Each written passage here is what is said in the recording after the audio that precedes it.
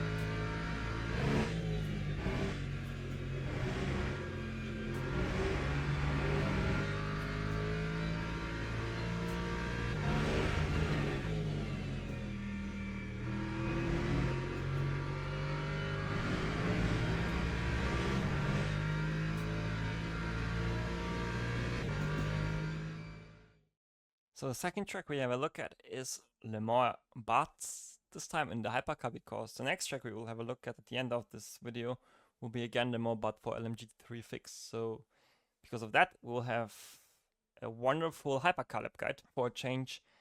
And we start here on Le Mans already by bringing the car here over the inside. Why is that? Because if we drive here on the outside, we have to travel more distance. So by bringing the car to the inside, we save a bit of distance, and this means it's a bit quicker.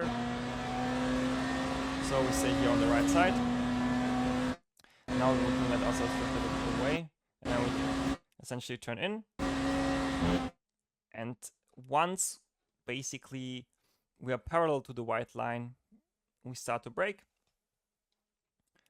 in a straight line because we want to maximize the braking as long as we don't need to turn in. That's why we can also brake so hard here. So brake really harsh, second gear, turn in, really be careful with the locking up here because it's so easy to lock up. And we cut here over the curb as much as the track limit allows us to. And also here. Be careful here, sometimes you can get like snaps when you drive off the curb, so it's important that you are able to open up the steering. And the more you can open it up, the easier it will get.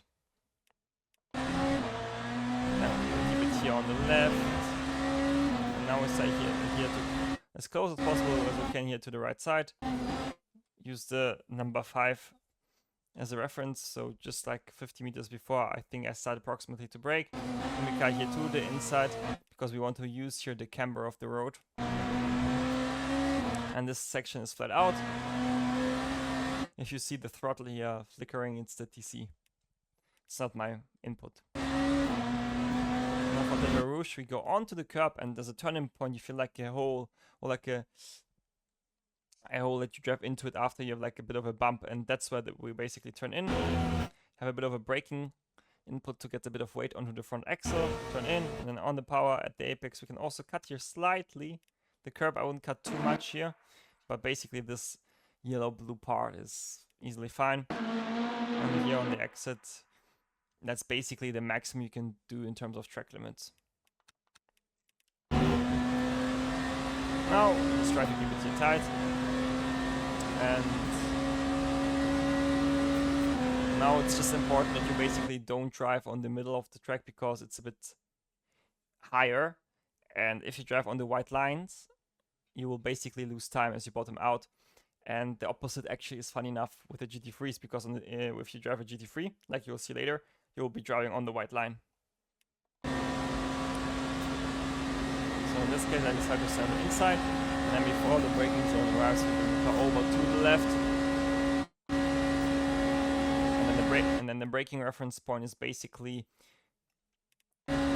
here, this part on the wall on the left side. If you want another one, you can also take the orange marker here. Brake. And now really important, we cut here over the inside part with the inside tire. And then we have to press the brake slightly again to get the car rotated for the left-hander here. And here again, inside tire goes again over the curb. It really hooks the car around, so that's why we do that. And then on the power, Be careful with the track limit here. If you cross the white line with the inside tire, you will get the penalty, so just be careful there. Or invalidation in quali, which is also bad. And here you want to bring the car again over to the inside so you don't drive on the white line here. Fast forward this here a bit. Then for the next corner, braking point wise, we can take here the 100 meter ball and brake before it, or there's again like this darker gray area here on the wall here on the right side, which I take as a reference point. And the same curb riding we had in the chicane previously applies also here. So we want the inside of the car here over the curb on the left-hander, and the same here too. On the power, open the steering. Don't try to drive too much over the curb because it will cause a lot of TC engagement. I will just stay tight basically, or enter straight. And then before the braking point arrives, of course we want to maximize our braking in a straight line, and in order to do that we need to bring the car here over to the left. Then we angle it basically here, so we can brake as long as possible in a straight line, and then we open our steering to maximize our braking. And then turn in really late here, second gear, to just get a bit more traction. Because if you are in first gear here, you will have a bit of trouble with the power putting down, and then you already need to upshift quite early, so you save the upshift too. And this corner is like really hard because it's so easy to underdrive it, but if you are a bit too late on the brakes, you just end up almost in the gravel. So always be sure that you have your reference points, sorted out. And regarding reference points, guys, if you need one for this corner, where you want to brake, I'm using this line here. When I pass this one, I know I need to brake.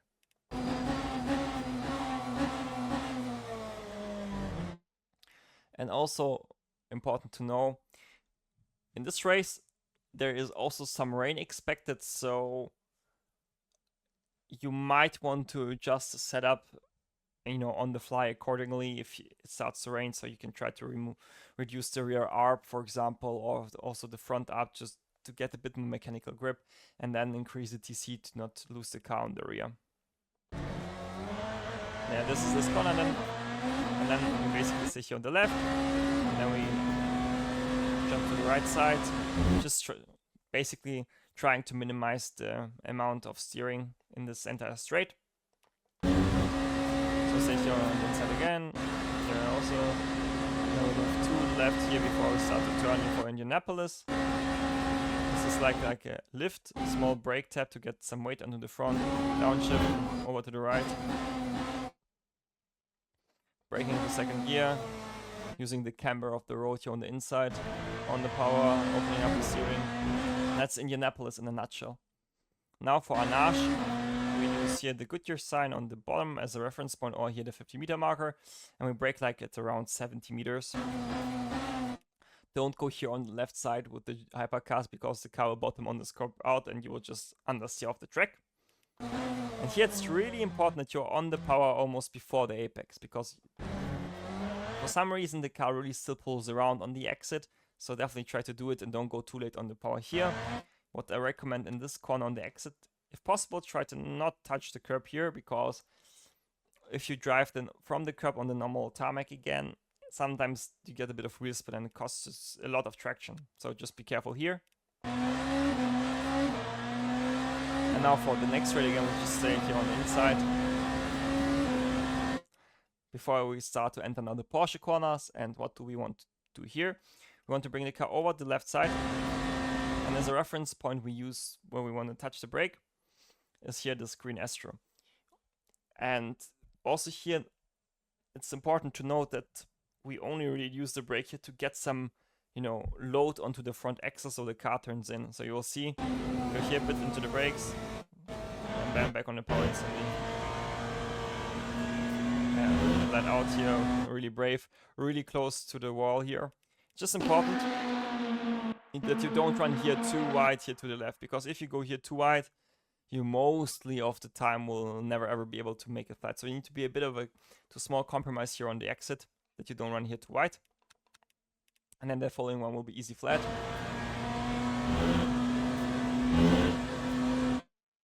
So you see here, easy flat. And just here, you only do the lift before the curb here. Then you can go back on the power here again, and then you lift. Where do I lift? Basically, after I'm passing the curb, then I know I need to lift. I'm going a bit into the brake. And it's really like, again, getting some weight onto the front and keeping the car here with the highest speed possible on the inside of this corner, because we have here a lot of camber, so you can carry this amount of speed. If you drift off here, you will have no chance to recover, basically. So it's important that you carry here a lot of speed while still trying to maintain the inside. Yeah, here inside, inside, inside.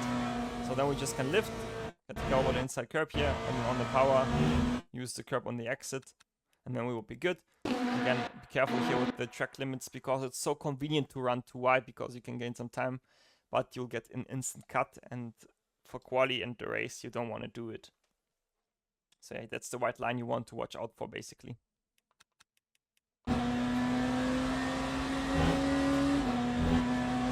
Then, for the last sequence for the fourth chicanes, what do? We go to on the right side here, because we always want to maximize as much road as possible, and this means we want to even use slightly here the pit entry.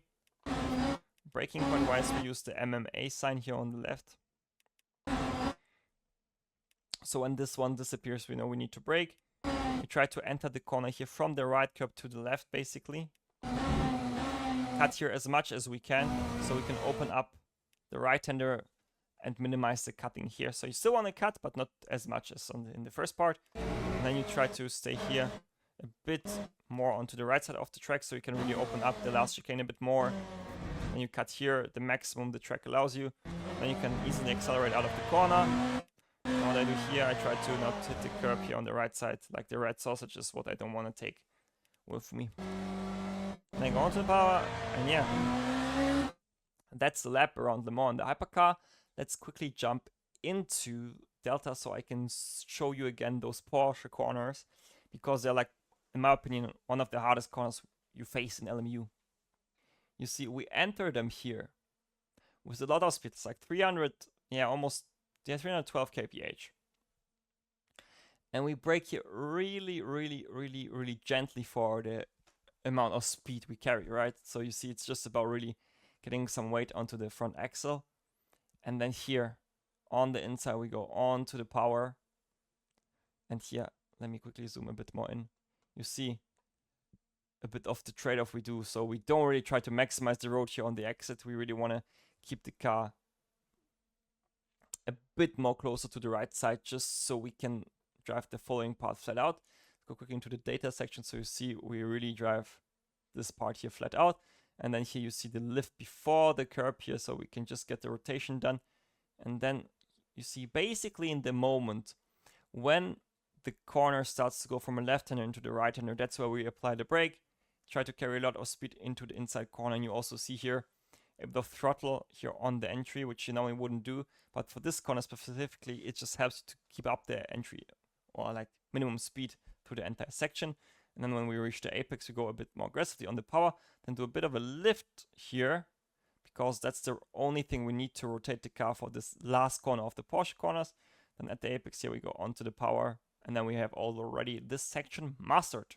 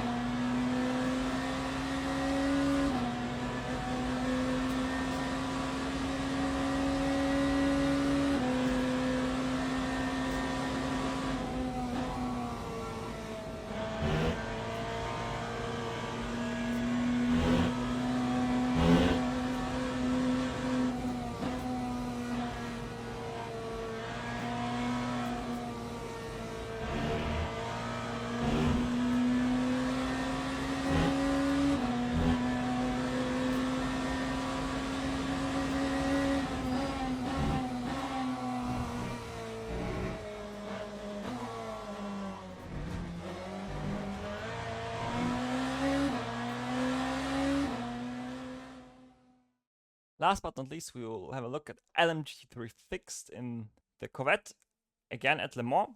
But yeah, let's get right into it. So, same philosophy like in the hypercar, so we go inside here, then let ourselves shift right. Then we try to stay here. A bit more on the inside. I'm doing here a bit of a lift, and then once I'm parallel to the white line, then I start to brake.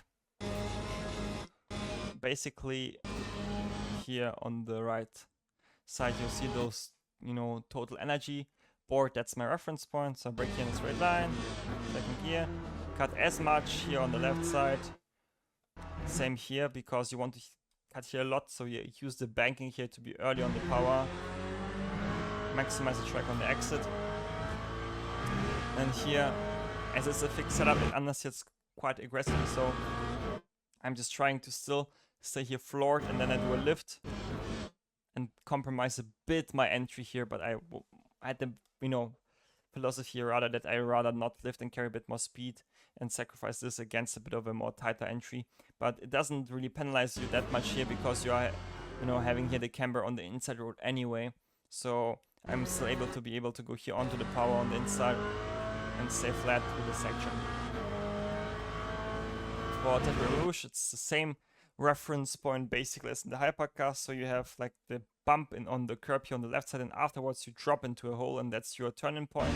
So you go again also a bit into the brakes, cut the curb here on the inside, can be even a bit more aggressive than in the hypercars. Also here, important to be careful with the track limit. And then, now basically starts what I told you already with the hypercar, that now we want to drive always on the white line here in the center, as long as we can, unlike the hypercars. You see here. And then before the braking zone, of course, we bring the car over to the left, maximize the track. Reference point here is this gray area, or darker gray area on the wall on the left side. And here again over the inside curb with the inside tire. Same here for the left side. On the power, open the steering. And I was really on the verge of the track limit. So that's basically the maximum you can do. So just so you know. Here again back to the middle of the road onto the white line. Gaining and using this advantage to just get a bit more top speed. Then here before the braking zone, we bring the car over again to the right side. Now the 100 meter board is basically a reference point. Before that one disappears, that's where we start to brake. Again over the inside curb, bit of a moment here. The Corvette is a bit edgy on the entry, and if you're wondering what you see, I was using, it was 667, and then brake bias was 52.4, ABS 6. Again here over the inside curb, on the power. Let yourself run here wide so you can really have a nice exit. Now we stay tight here. And open the steering so that we can get back onto the white line. Continue to drive here. And then before the next braking zone starts, we bring the car again over to the left side. Point the car to the inside so we can brake in a straight line. And here, this is the line we use as a braking reference point. So one line later than the hypercars. Cut as much as the track limit allows us here over the inside. Second gear on the power, maximize the traffic, of course the road on the exit. And then now we let ourselves drift again back to the white line. Here we go then to the right side, because if we would have followed the white line, we would just travel more distance, but we want to, of course, also, if possible, travel the shortest distance, Come back onto the white line here again. And same again here off the white line, back on it again. Now bring the car over to the left side. We lift at the green part here. Cut as much as the fixed setup allows us here back to the inside, and then once the car is straight, we start to brake again. Back into the inside here to use the camber of the road on the power. Now for Arnage, we brake at the Goodyear's level basically here directly, so it's, if you want to use a 50 meter board, it's like, I would say, around about 55 meters as a reference point. And here to the inside and on the power. Don't try to run here too wide because you'll have a bit of traction issues there. And now the same game again. But this time we actually try to stay here a bit more to the left because it's just again the shortest distance. If you want, you can use the white line here too, but in that particular section I don't really care too much about it. And here, that's the crucial part. You want to bring the car as close as possible to the left side. I'm already lifting a bit before to settle the car a bit, and then I start to, push into the brakes here on the green Astro. Use the brake here again to get the nose into the corner, and then on the inside on the power. Now, the Corvette is really understeering, so I have to do a bit of a bigger lift here. And you see it's a lot of just throttle managing, trying to lift as little as possible to just about get through. And here, when we are here on the inside white line, that's where we start to brake a bit into fourth gear. And again, all about managing the speed and keeping it high here, whilst trying to maintaining the closeness to the white line here on the right side. Then during the direction change, I even had a micro tap on the brake just to give the car a bit of front end, because the Corvette really understeers in the high speed in my opinion here. And luckily we got the curb on the inside, which pulls us a bit around, and then we went onto the power. And now we try to make ourselves ready for the final 4 chicanes. So we go to the right side like in the hypercar, same reference point, just slightly later on the brakes. Got everything here on the left side, and here, if you want, you can also take the right side curb a bit more aggressively with the GT3 car, but this time we got so nicely hooked around the first part that we didn't even have to do it. And we cut it to the right side, second gear, cut a lot of the left side here. And then that's essentially a lap around Le Mans. We jump quickly now into Delta, because I want to show you again the Porsche corners, but this time again in the GT3s. And you'll see the massive difference compared to the hypercars. So arrived here in Delta, we have here our lovely Porsche corners. And you see here already quite clearly the difference, right? We arrive at 265, so it's basically 50 kph less than the hypercars. And then we brake to slow down the car and get the front end around the corner. Then we go onto the power, and then you see here this big lift. You see the understeer the car really has, right? This was flat in the hypercars, and here you see how much we had to lift in the Corvettes. Partially it's also related to the fixed setup, of course. Then here, the throttle managing, just to basically maintain the highest speed through the corner. And then here, that's the braking for the right. And you see it's a way later, you could say, than in, compared to the hypercars. But of course, we are also driving in a slower speed through this section. And here, this part is again all about throttle managing, keeping the minimum speed high, but still trying not to run too wide. So we are here perfectly here on the left side, on the right side, to enter the exit of the Porsche corners, and then that's it.